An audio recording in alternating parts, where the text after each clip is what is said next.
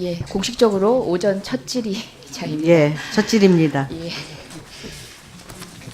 자, 인혁처 처장님.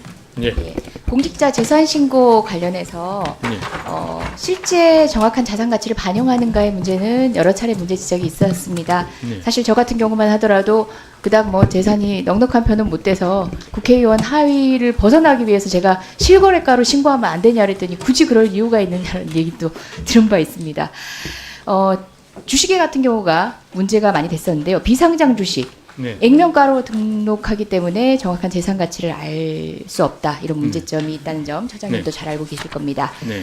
일부 공직자는 이런 문제 악용해서 자산 규모를 위장하거나 자녀에게 부를 대물림하는 수단으로 악용하기도 합니다. 그리고 해당 기업의 주식 등에 대한 평가나 정보가 적기 때문에 업무 관련성 판단도 매우 어렵습니다. 실제 진경준 전 검사장 같은 경우도 4억 원 넥슨으로부터 빌려 매입한 것이 십수년간 문제가 되지 않다가 일본에 상장되면서 126억 원 시세 차익을 거둬들이고 나서야 문제가 된 적이 있죠. 공직자윤리위는 뒤늦게서야 진상 파악에 나섰죠. 우병우 전 청와대 민정수석의 경우도 마찬가지입니다. 가족회사 정강 설립해서 발행 주식 5,000주, 액면 가액 10,000원이었는데 재산 공개 시 딱 1,000만 원 해당됩니다. 자산 규모는 정작 150억 원이고 매년 수억 원의 영업외 수익을 올리고 있음에도 불구하고 반영되지 않죠. 파악할 수가 없습니다. 우 수석은 정작 차 한 대도 소유하고 있지 않은 것처럼 이야기했지만 가족들은 법인 명의의 고급 차량을 무려 5대나 이용하고 있었습니다.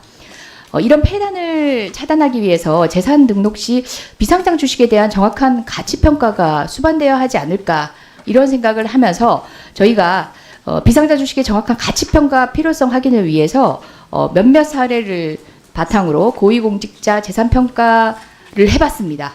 공개된 재산 내용을 바탕으로 전문기관 감정평가사협회에 의뢰해서 비상장 주식의 액면과 실제 가치를 평가해 보았는데요.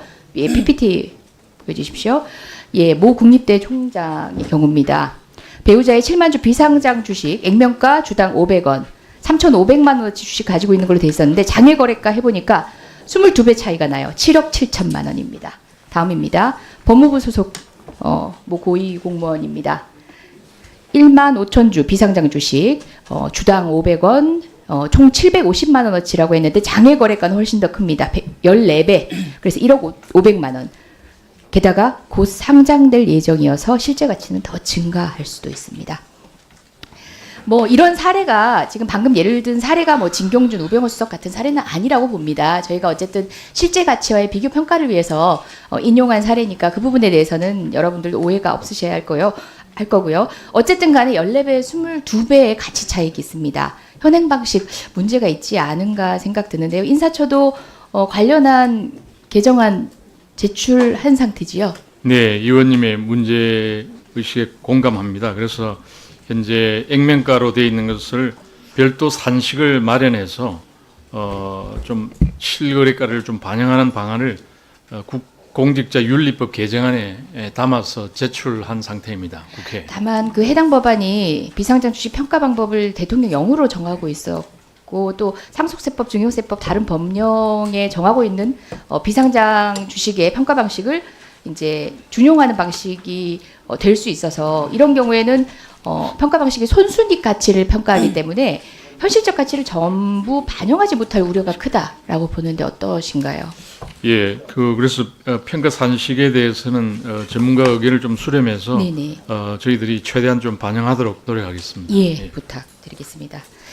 다음은 성관희 사무총장님께 전화를 여쭙겠습니다. 네. 예, 질의를 드리겠습니다. 자, 저희가 제보를 받은 내용입니다. 성관이가 출장비를 허위 지급받아서 직원들에게 분배하거나 회식비로 사용해 오는데 그것이 비단 몇몇 지역에 한정된 문제가 아니다라는 제보였습니다. 성관이는 여비 지급 명세서에 관내 출장에 따라서 출장 일시, 시간 등이 명기가 됩니다.